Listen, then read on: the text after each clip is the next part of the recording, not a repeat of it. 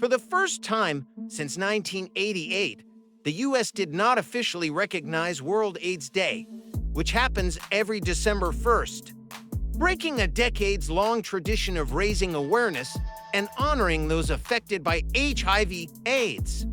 The Trump administration has reportedly instructed federal agencies and grantees to avoid public statements or events connected to the day. Beyond symbolic silence, the administration has implemented funding cuts that threaten domestic prevention efforts and disrupt global initiatives, such as PEPFAR. Experts warn that reducing support for treatment, prevention, and research could reverse decades of progress in controlling HIV/AIDS. Advocates argue these moves disproportionately affect marginalized communities and undermine both national and international public health efforts. Yesterday, to commemorate World AIDS Day, Madonna made a post on her Instagram, not only honoring those who have been affected by the disease, but also dragging Trump for not acknowledging the day and his indifference to those who have been touched by HIV/AIDS. She started off the post by acknowledging the devastating effect HIV/AIDS has had on people around the world, saying, "Today is World AIDS Day." For decades, this day has been internationally recognized around the world by people from all walks of life, because millions of people's lives have been touched by the HIV crisis. People have lost lovers and husbands and wives and girlfriends and boyfriends and mothers and daughters and children to this deadly disease, of which there is still no cure.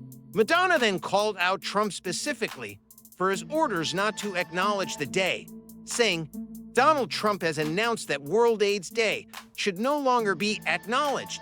It's one thing to order federal agents to refrain from commemorating this day, but to ask the general public to pretend it never happened is ridiculous. It's absurd. It's unthinkable. I bet he's never watched his best friend die of AIDS, held their hand, and watched the blood drain from their face as they took their last breath at the age of 23. She then ended her statement by saying she will continue to honor World AIDS Day. The list of people that I have known and loved and lost to AIDS is pretty long. I'm sure many of you out there can relate. Let me say it one more time. There still isn't a cure for AIDS, and people still die from it. I refuse to acknowledge that these people have died in vain, and I will continue to honor World AIDS Day, and I hope you will honor it with me.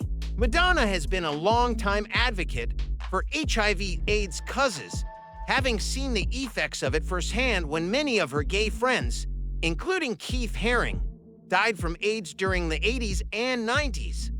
During her most recent tour, the Celebration Tour, she even displayed photos of the many people who had died from it over the years while singing "Live to Tell."